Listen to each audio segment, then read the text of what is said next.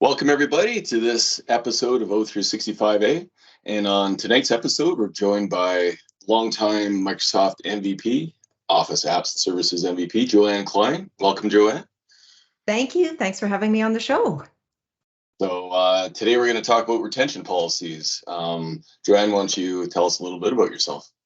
Sure. I hail from Western Canada in Regina, Saskatchewan. I own my own consulting firm, and I work with customers all in the purview compliance space, primarily in data lifecycle and records management, as well in Microsoft information protection, data loss prevention.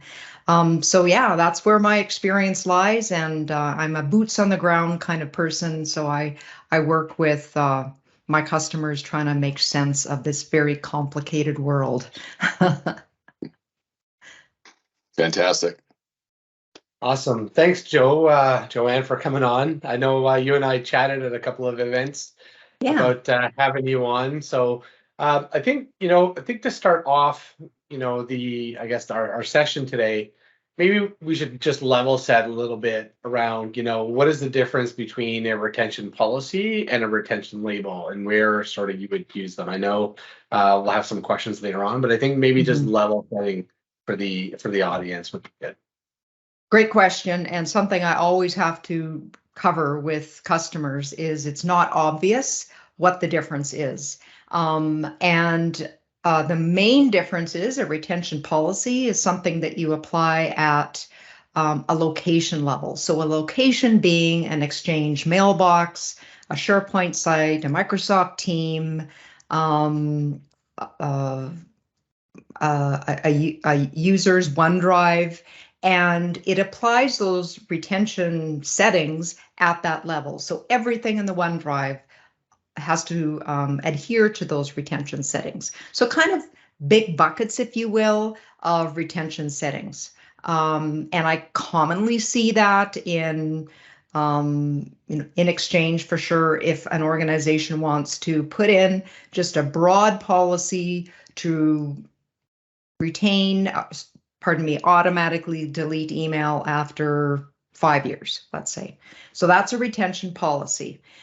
Very different from a retention label that is very specific and really gets down to the item level to apply a retention control. So an item level would be an email within that larger mailbox, or a file in your OneDrive, or a file that's sitting on your SharePoint site. Both can do retention and automatically delete, but very different constructs for applying that retention control. So that's the main difference between the two. And so based on where you're applying, is there a difference from a licensing point of view, like E3 versus E5? What do organizations need to plan for when we're looking to apply retention?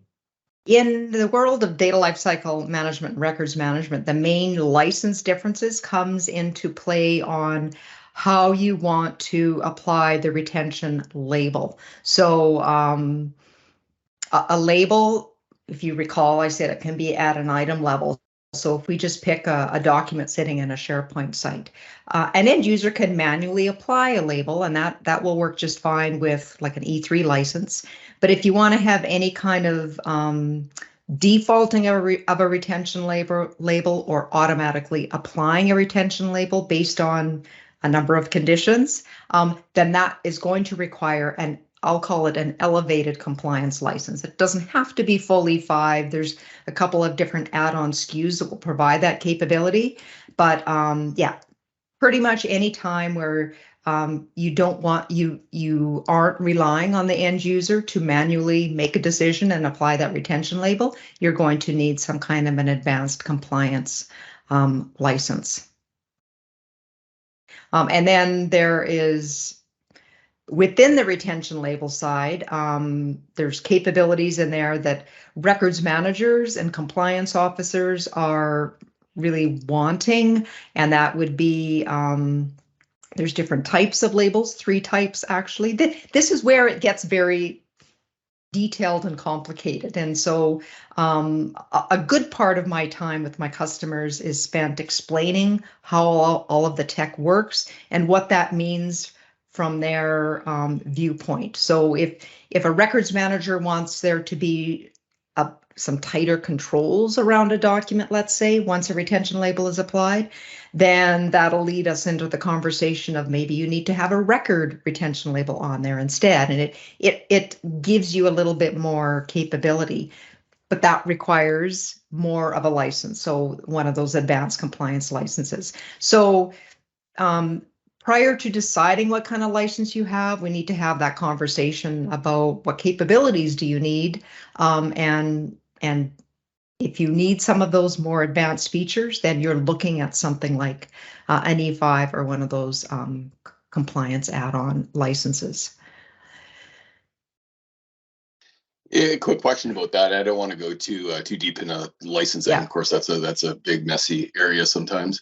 Yeah. Does E5 typically give you most of the advanced functionality you're talking about? Like you mentioned, add-ons for compliance. Is there a lot of them, or just one or two? No, there's a lot of them. I would say, just off the top of my head, the ability to declare something, use a record label requires it.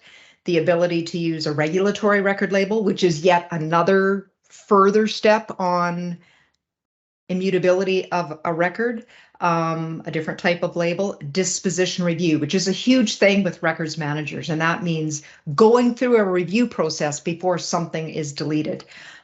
This in regulated organizations, they simply have to have that review in place. The regulator requires it. Content can't be automatically deleted.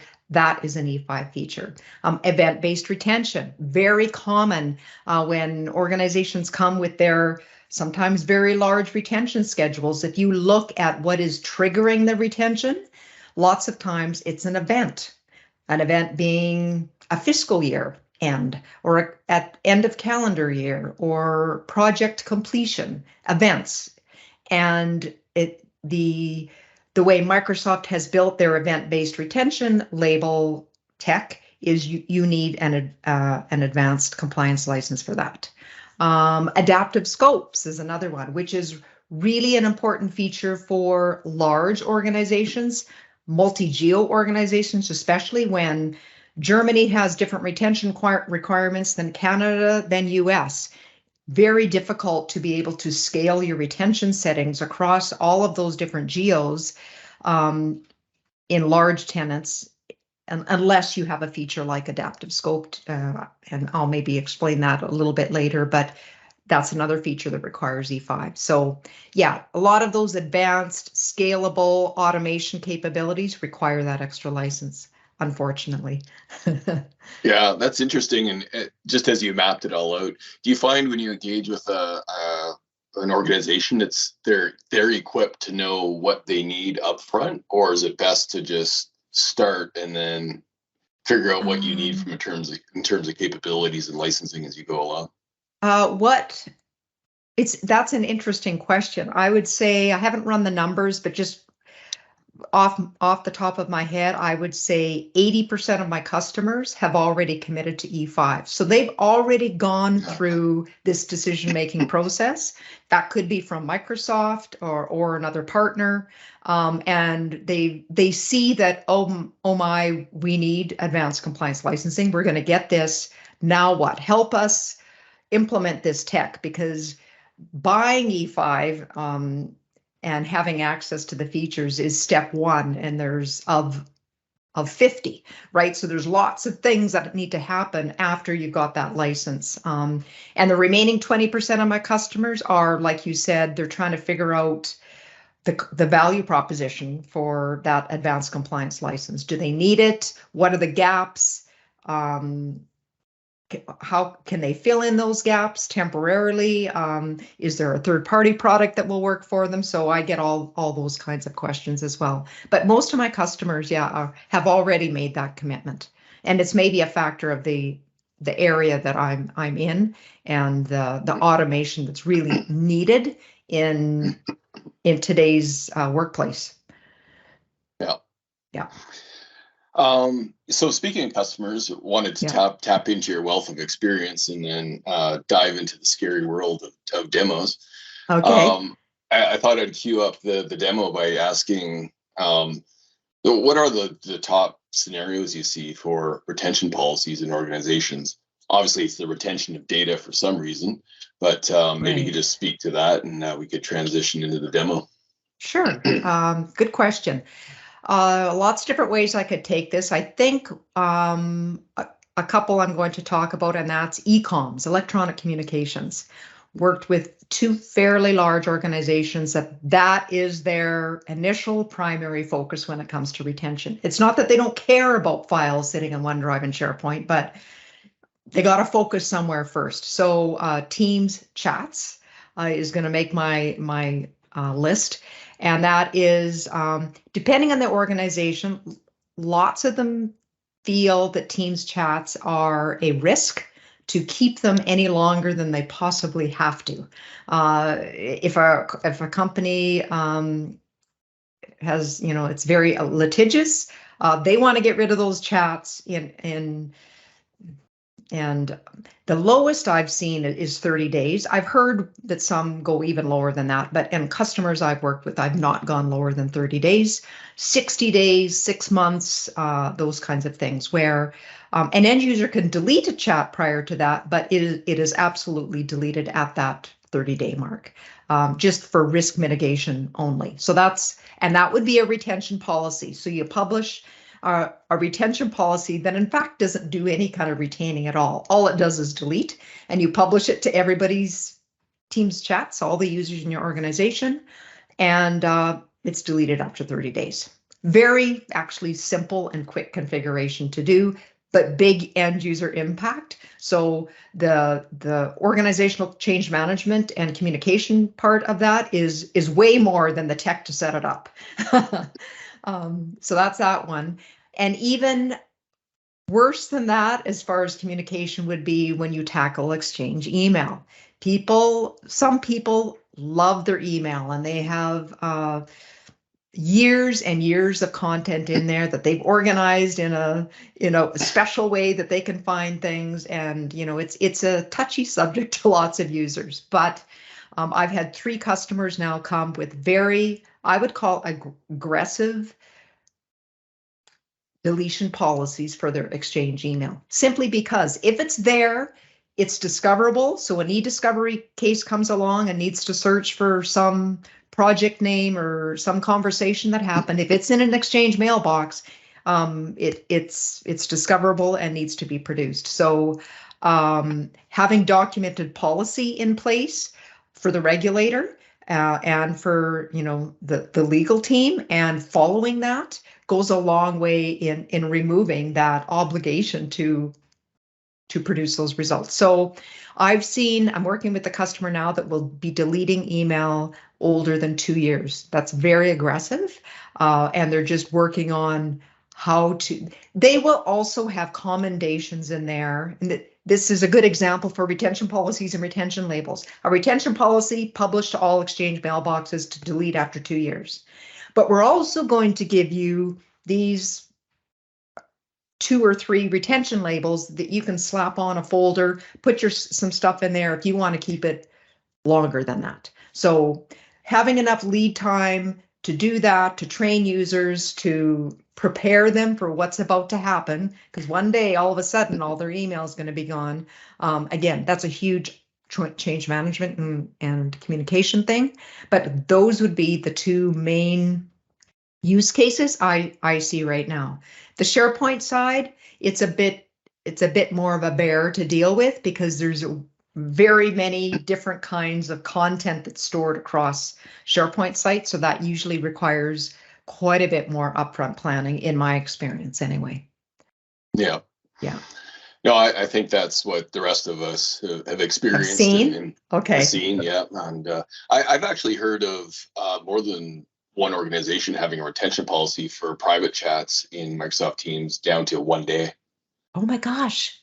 Yeah. Okay. Those are usually orgs that are like, we want Skype for Business, like yes. feature set in Teams, where we didn't have conversations living longer. Right. And so they're like, we want to delete that long retaining history. But I mean, if you think about even just the process on how that actually works, like a day is very aggressive, and it's not going to be the greatest experience. No. Yeah. I've done 10 days for a couple of boards. Oh, okay. Yeah, 10 days on Teams chats, and I don't know the specific reasons, but they just said we want to delete all personal chats after 10 days. And I mean, this is a global company. They had offices all over the world, and I think they were trying to follow the lowest common denominator, which was Germany. Germany often will mandate 10-day, and they treated that. They had the same policy for email. They said emails are kept for, and I said, really? Like, you don't keep things longer than after 10 days they're gone? And they said, yep. And I'm like, are you sure? Because this is exchange email 10 days. Oh my gosh, that's a record for me. Yeah, so I was very this was a Teams project, so they just wanted me to touch the Teams part of it. But yeah, I was asking a lot of questions. I'm like, this is pretty aggressive. Yes. Are you sharing the biggest question? Yes. Like the company that hit the headlines where they had a policy that was scoped, and they removed the scope and it applied to everyone's chats. Yeah. Oh, nobody wants to be that consultant. Yeah. No, that demonstrates. I mean, you can't spend too much time testing this stuff out and digging in and understanding the details, because I mean, you can really do a lot of damage. Content's getting deleted, and yes, you do have some opportunity to recover from that, but that is not a trivial undertaking. I mean, it's plan, and like you said, confirm. Are you sure this is what you want? This is what that actually means, because sometimes they may be thinking X when it actually means Y. So yeah, wow. So that's actually just a good quick follow-on question before we get to the demo. I seem to remember last time I touched retention policies, there is almost like a what if way to run them to see what the impact of the policy is before you actually enact it, right? Or am I remembering correctly? You might be thinking of there isn't anything on the retention policy side. Oh, maybe it's bringing in. Maybe it's DLP policy. Yeah, there's a simulation mode when you do an auto labeling policy for sensitivity labels. So maybe that's it. They forced you actually to do a simulation mode because similar, but perhaps worse on the sensitivity label side is you could apply encryption to thousands and thousands of documents in error and try backing out of that one easily. That's not easy. But retention label, the product group is working on, and this is not NDA, they are working on some kind of a way to do a simulation on a retention policy. I don't know if it's going to be using the same model, but you will have some way to see, if I put this retention policy on, what's the net effect of it? How many sites am I going to affect, or what's going to get deleted, etc. So that's really needed, because it's difficult to know, particularly in a large tenant, and if you're just trying to learn what is the effect of what I'm about to do. Yeah, for sure. All right, that's good. I don't know if Joanne, you can flip to a demo and just give our viewers a little taste of retention policy. Sure. I'm going to share a demo environment I have set up. Let's give them a purview. Yes, I'll give a preview of the purview. Okay. Now, just a bit of a setup here. This is not a prepared demo. I am in the Microsoft Purview Center, and I'm going to flip around and show you retention policies and retention labels. So I'll just walk through the basic settings, and hopefully that kind of hits the mark for what you're looking for. So I'm in Purview right now, and on the left-hand navigation, I've highlighted data lifecycle management, which is where you define retention policies, and records management, where you define where this tenant, I have that E5 license, so I'm seeing these extra capabilities. If you didn't have that, you would not see records management here on the left-hand side. So under data lifecycle management, you go to Microsoft 365. I just want to touch on Exchange Legacy for a minute. I talk to almost every one of my customers to move away from legacy Exchange retention policies. MRM, or Messaging Records Management, I think it's called, policies and tags into Microsoft Purview retention labels and policies.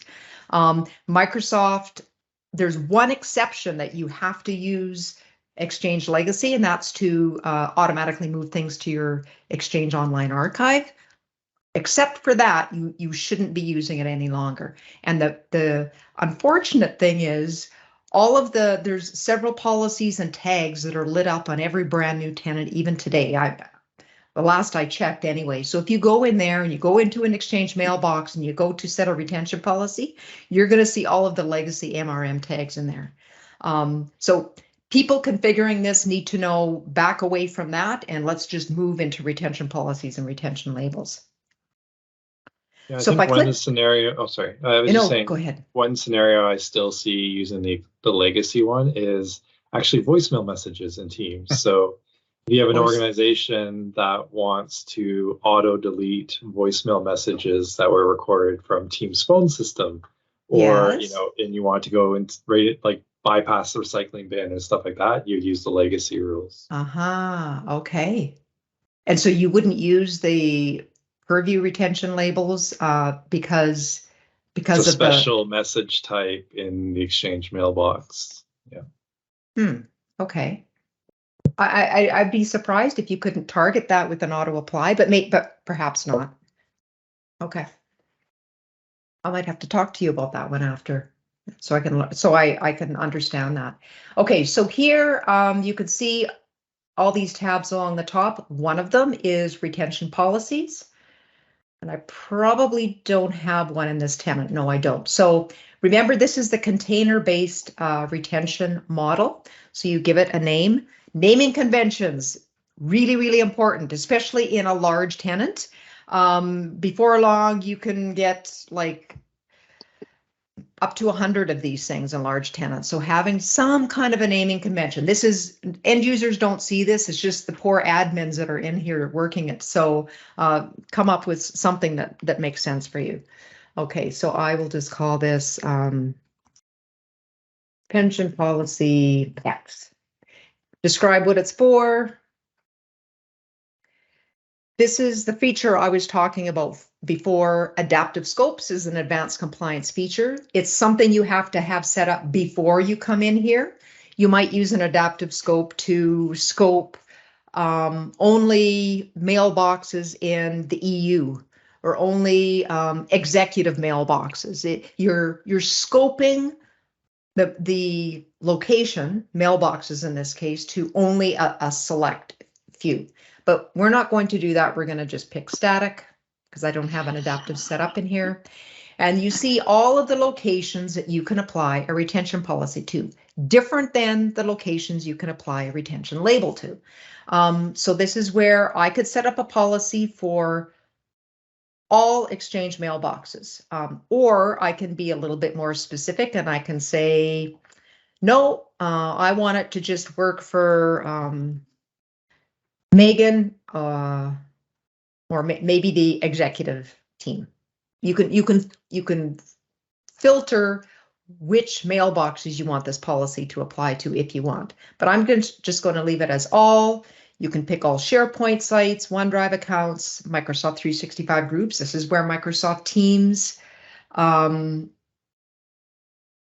document content would be stored. As well. If you, I've never used Skype for Business on this, nor have I used Exchange public folders.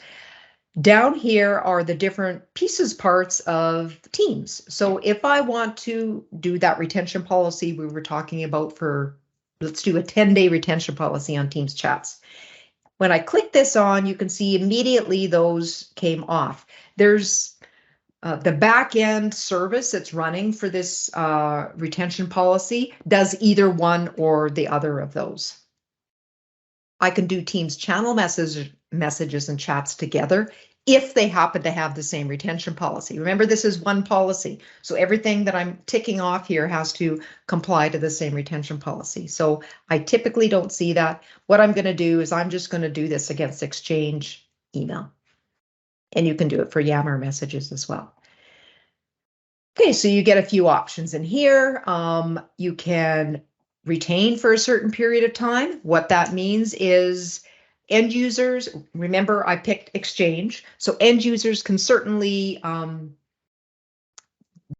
add, change, and delete content in their mailbox while this is happening. But the fact that a retention policy is going to be published to them means the backend service is preserving them in a hidden location that the end user can't see.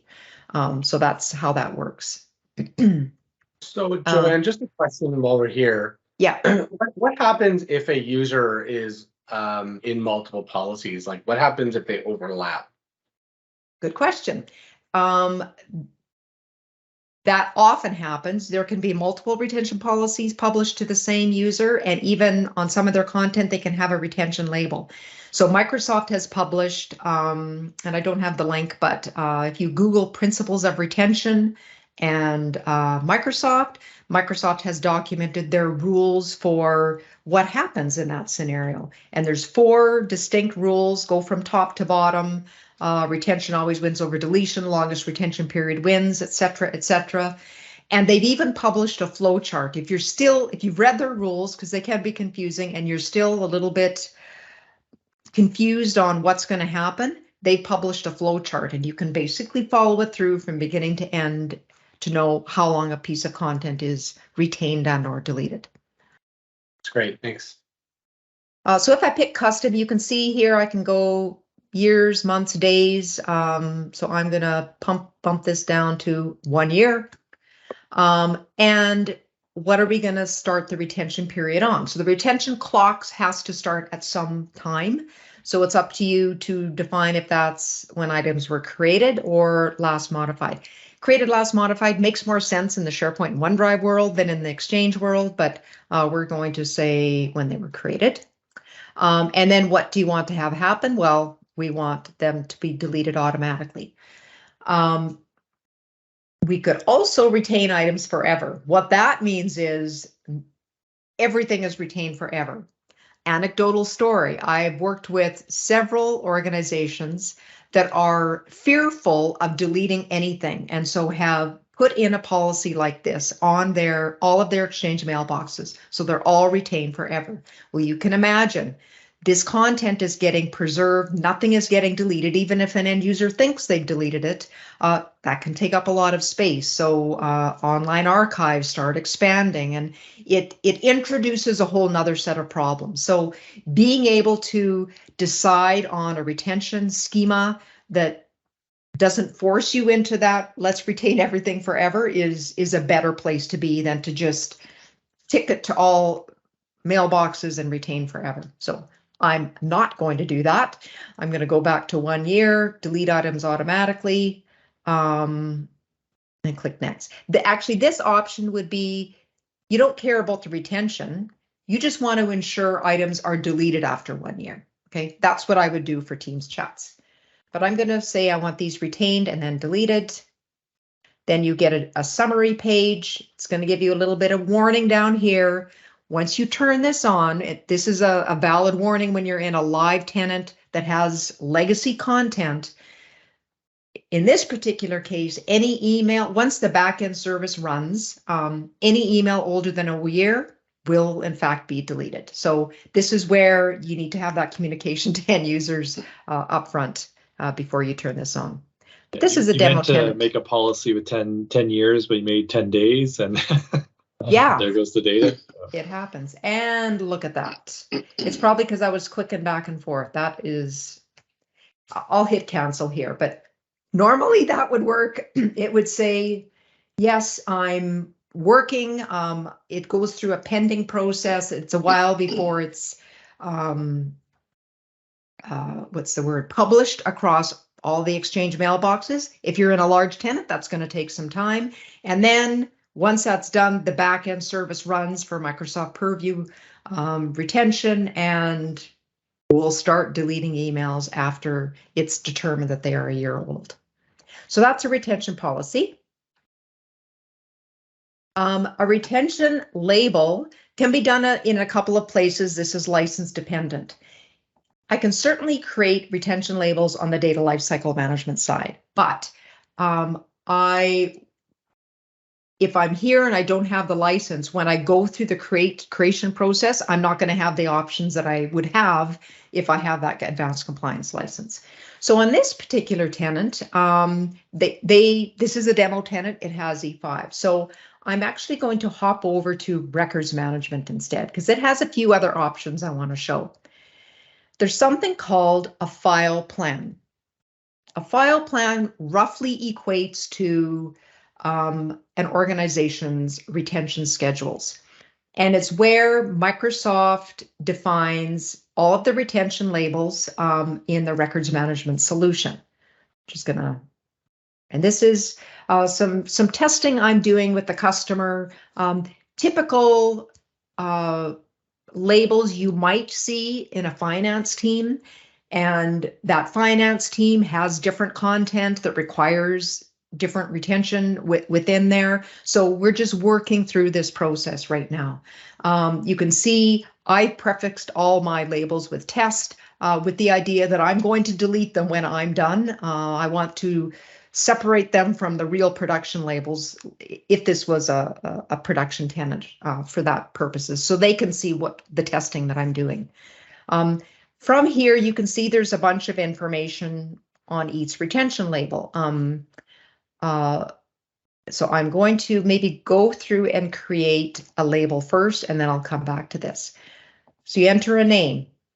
Really important to come up with the naming standard. There's limitations on characters that you can have in this, like you can't have ampersand, which is a very common one I see in retention schedules. There's a length, and I don't know what the length is, but there's well-documented limits on all of these things.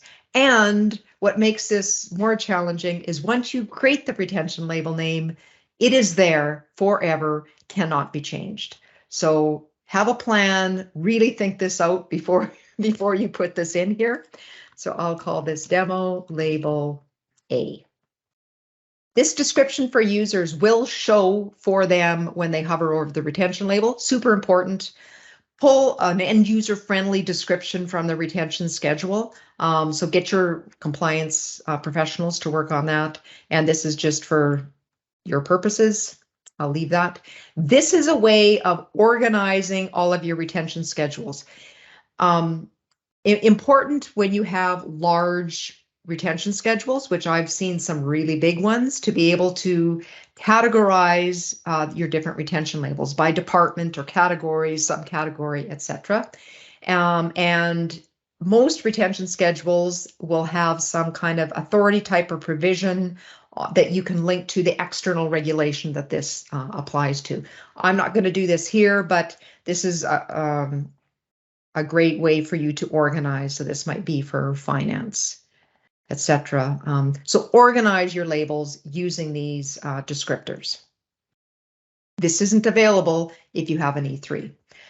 So you have some options here. Retain items forever or for a specific period. So let's imagine we're doing a label for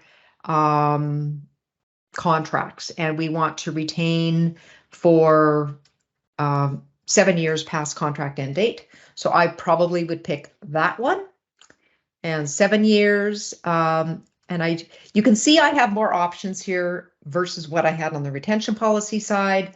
I can start the retention once the label has been applied to the item, which I see a lot in some controlled environments where they're controlling when the label is applied.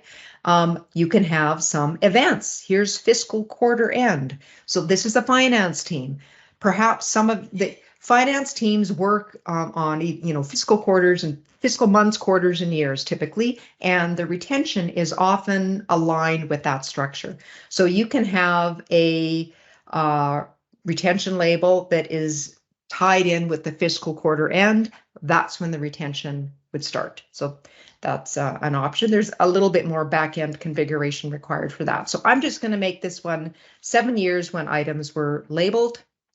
And what do I want to do while that during the retention period, during that 7 years?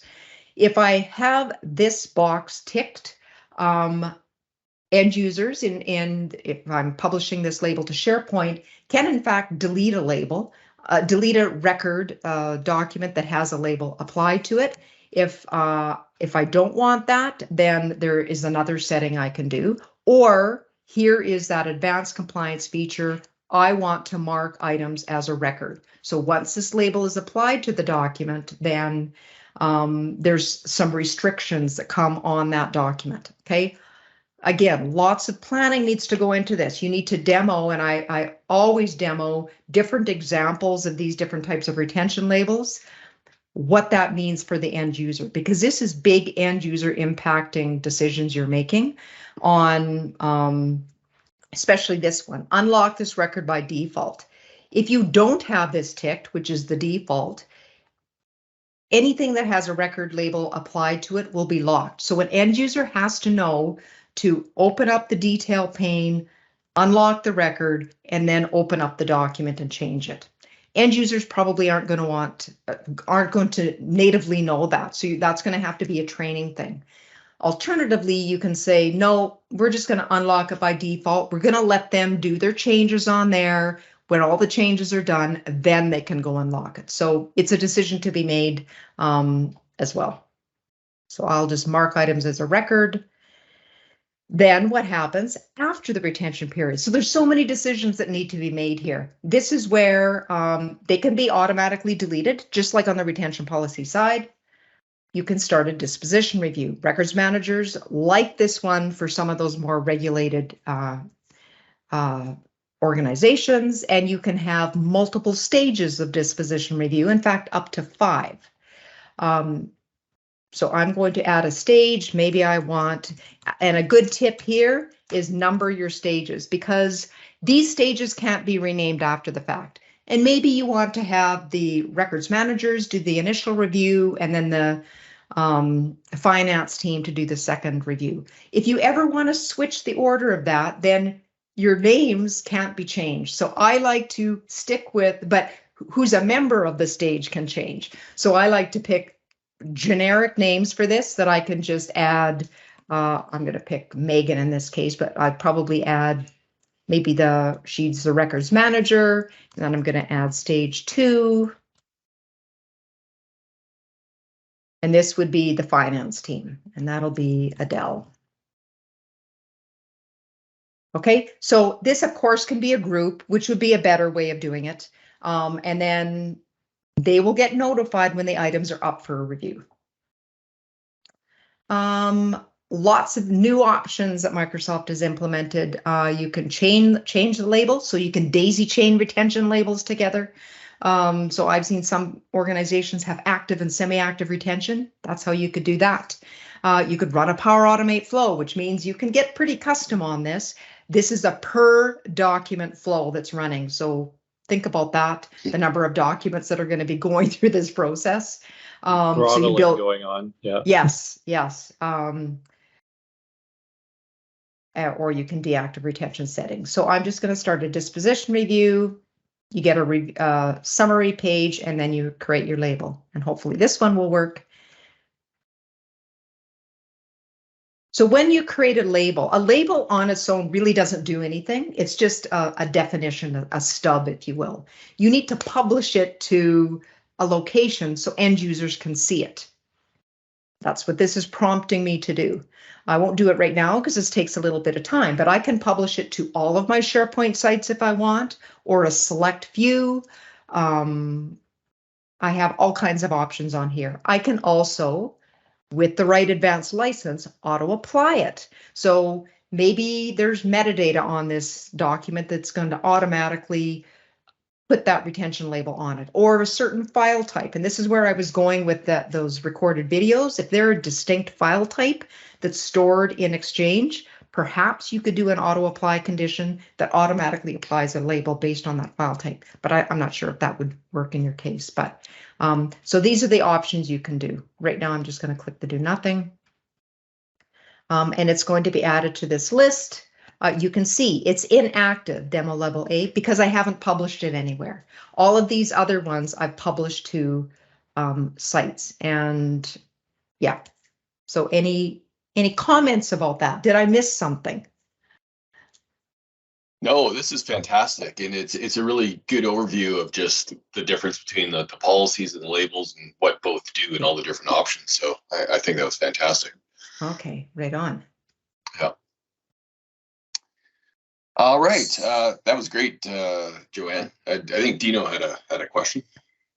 Yeah, so this is great. I wanted to kind of shift gears a little bit, and you know, in terms of discussing how you approach all these topics with a customer. So for example, I mean, from my perspective, I spend a lot of time just helping teams related customers and projects with respect to teams. So many of the projects I'm given to work on, the customer, you know, goes into agreement with signs a SOW, and they want to just look at team specific governance settings. And I think that that's problematic. And I was hoping we could talk a little bit about why you might think the same. And I'm hoping you also think it's problematic because, you know, I think that they're doing something like this, and perhaps they should be looking at a more holistic approach. So maybe you can dive into to that and how you might approach this in the right way, probably to do this versus what a lot of customers seem to want to do.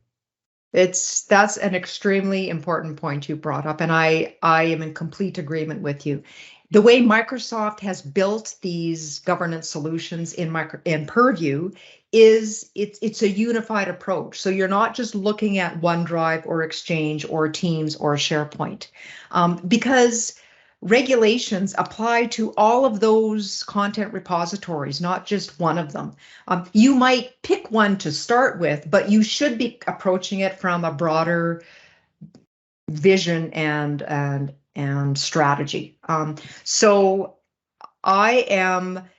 customers typically come to me in one of three areas. One is help us build a strategy for implementing whatever, data lifecycle and records management or Microsoft information protection, let's say. Or maybe they already have the strategy, or they haven't spent the time doing that, and they just want to know, tell us how to implement records management, which is very problematic because you need to have the bigger picture.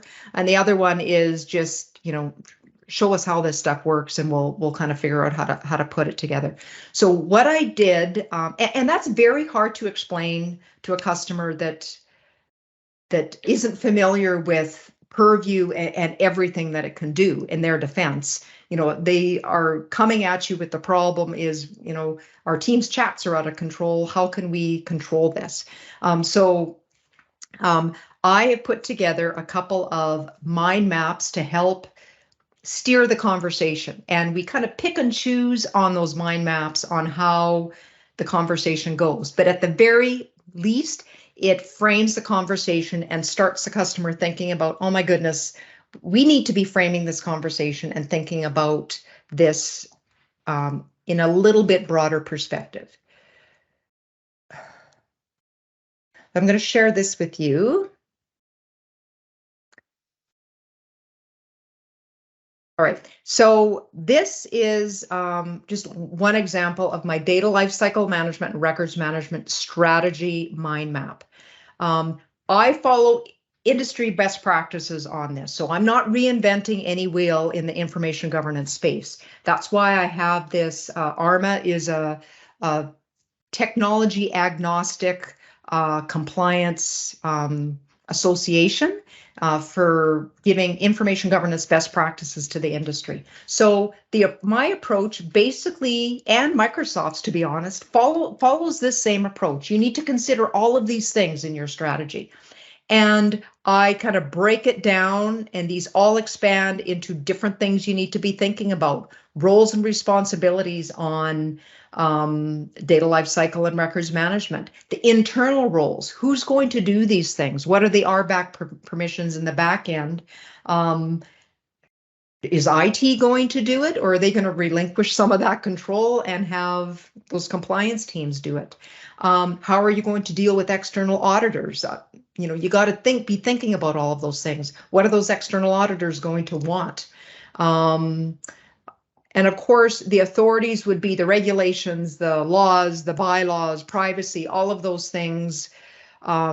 Typically, those teams come to the table, legal, privacy, risk, records management, and I try to learn about their world. At the very least, they need to understand what their obligations are there.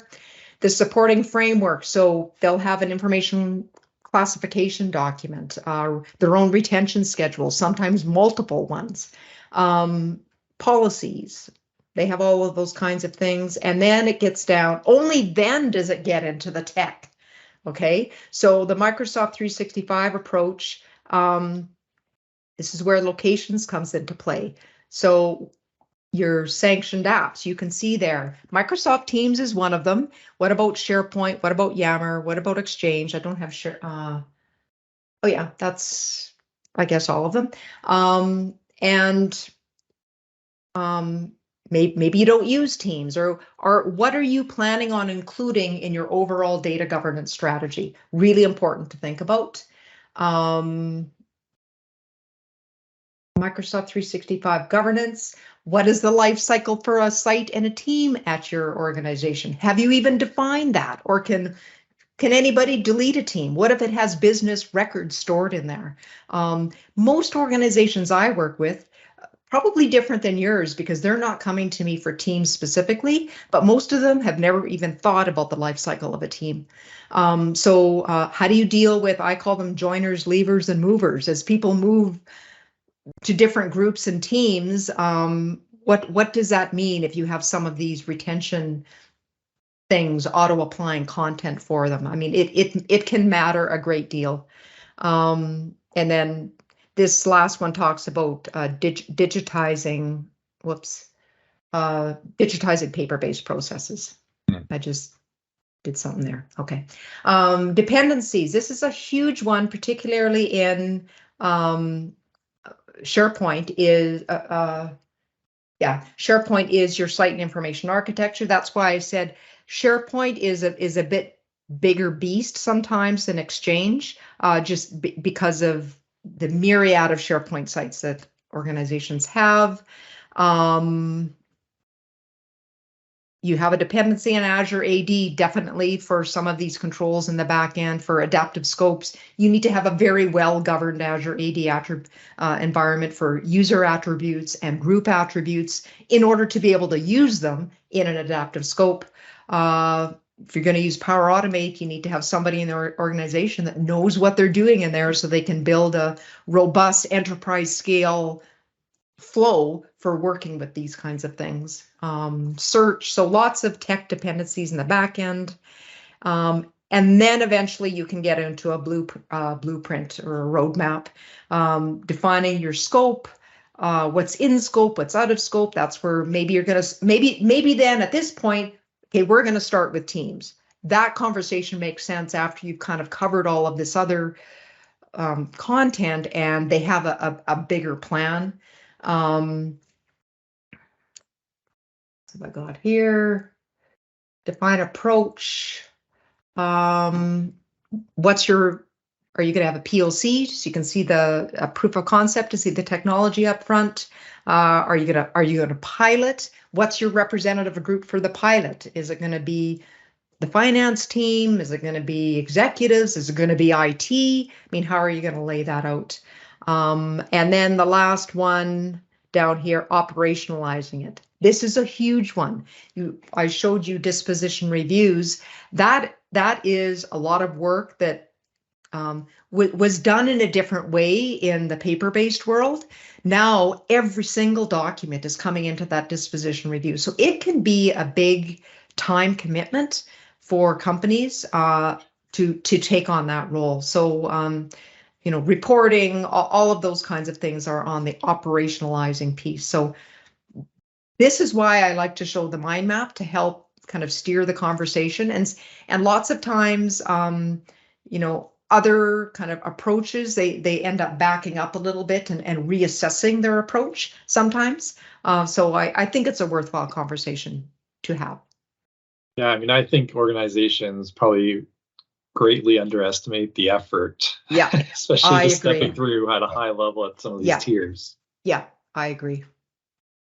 I love when I see projects that'll be like, the scope, 8 hours, discuss governance. And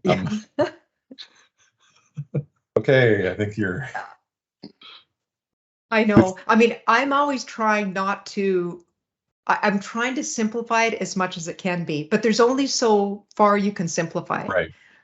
But yeah, like try not to scare anyone away, but you need to address these things. Either say, yeah, that's out of scope.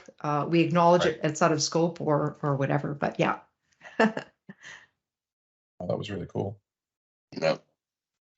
All right. Well, that was fantastic, Joanne. I mean, this area of compliance and data governance is huge, as you know. Yeah, and it is. Microsoft 365 is no different. So Yeah. this was a bit longer than we usually go, but it's impressive. Oh. We covered an intro, we covered the scenarios, licensing, did a demo and actually showed how to set it up. And we also covered how to approach organizations in terms of setting it all up. So that was fantastic. That was really good. So thank you very much for coming on. Thank you for having me. It's fun. I love to hear your stories. Bye, everyone. All right. Awesome. See you. Thank you.